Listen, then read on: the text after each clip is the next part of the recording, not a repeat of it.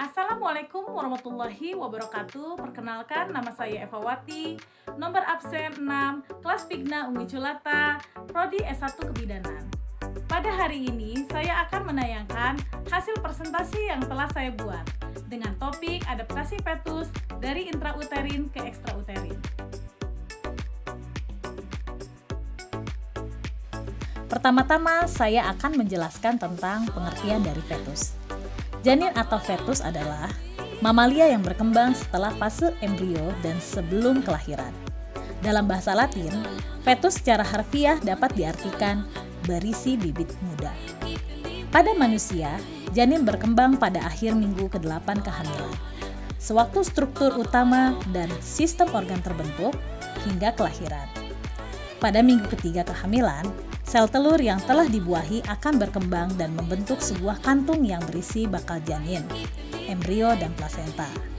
Sel darah janin pun mulai terbentuk dan ratusan sel lainnya ikut berkembang. Lalu sirkulasi darah pun dimulai. Adapun perubahan yang dialami oleh fetus dari intrauterin ke ekstrauterin antara lain yaitu yang pertama tentang adaptasi fisiologi fetus. Sejak konsepsi perkembangan konseptus terjadi sangat cepat, yaitu zigot mengalami pembelahan menjadi morula. Terdiri atas 16 sel blastomer, kemudian menjadi blastokis, terdapat cairan di tengah yang mencapai uterus, dan kemudian sel-sel mengelompok berkembang menjadi embrio, sampai minggu ke-27.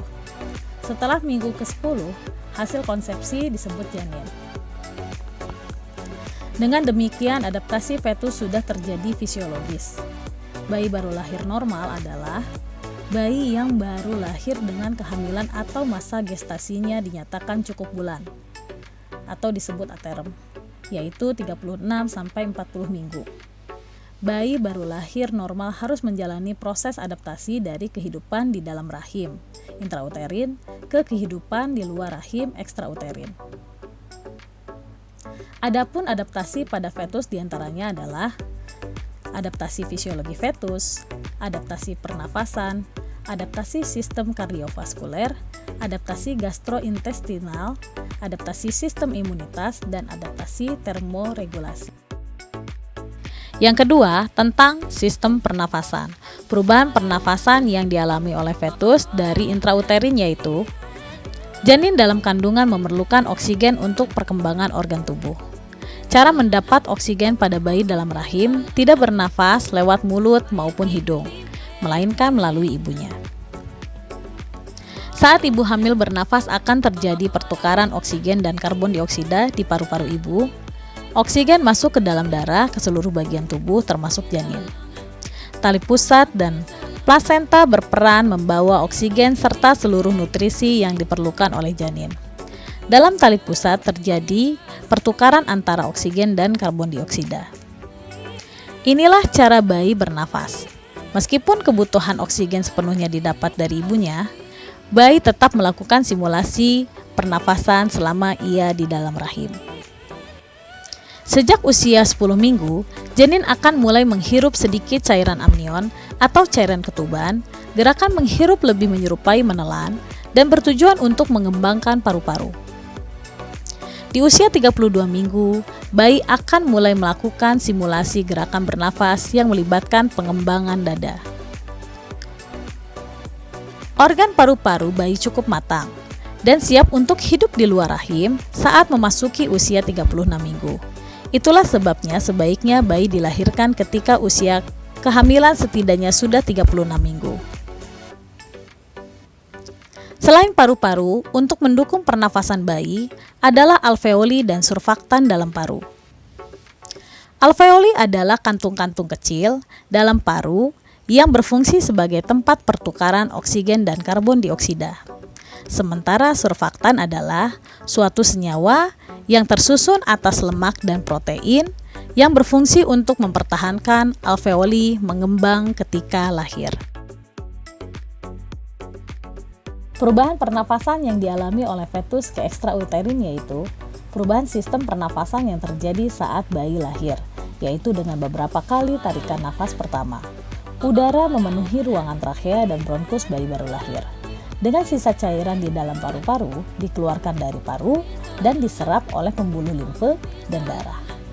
Semua hal tersebut akan mulai berfungsi sebagai organ pernafasan saat bayi dilahirkan.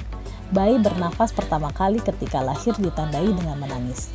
Proses transisi dari lingkungan dalam rahim ke dunia luar adalah hal yang sangat vital. Bila dapat dilakukan dengan baik, maka bayi akan dapat bertahan hidup. Setelah seiring berjalannya waktu, paru-paru akan terus berkembang dan semakin kuat melalui berbagai aktivitas yang dilakukan oleh bayi. Proses pernafasan pertama yaitu dengan simulasi fisik yang perlu dilakukan untuk membantu proses pernafasan.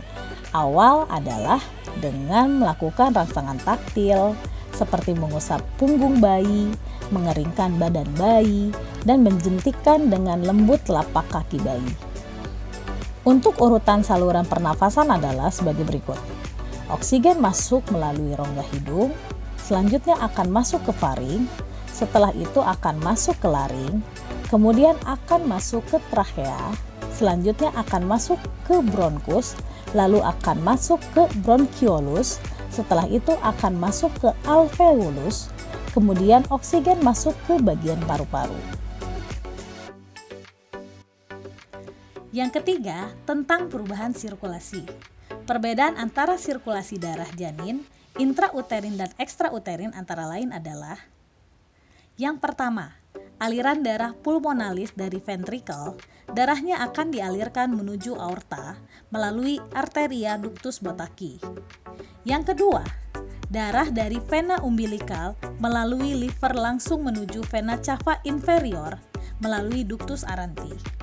Yang ketiga, darah dari vena cava inferior menuju jantung, sebagian langsung menuju atrium kiri melalui foramen ovalum.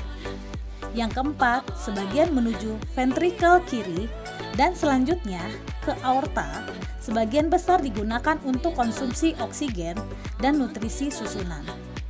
Dan yang terakhir, saraf pusat jantung. Yang keempat, tentang perubahan sistem gastrointestinal yang dialami oleh fetus dari intrauterin ke ekstrauterin. Di dalam kandungan atau intrauterin, gastrointestinal relatif inaktif. Fetus menelan cairan amnion dan memperlihatkan gerakan mengisap dan menelan dalam uterus. Tidak ada makanan yang diterima melalui gastrointestinal. Tidak terjadi pengeluaran feses. Pada keadaan hipoksis atau distres, sphincter anal relaksasi dan mekonium terlepas ke dalam cairan amnion, mengindikasikan pial distres. Di luar kandungan atau ekstrauterin, bayi dapat mengisap dan menelan, mampu mencerna dan mengeliminasi ASI dan susu formula. Bayi mudah menelan udara selama makan dan menangis. Peristaltik aktif pada bagian abdomen yang lebih bawah karena bayi harus mengeluarkan feses. Tidak ada feses dalam 48 jam pertama, mengindikasikan obstruksi isi usus.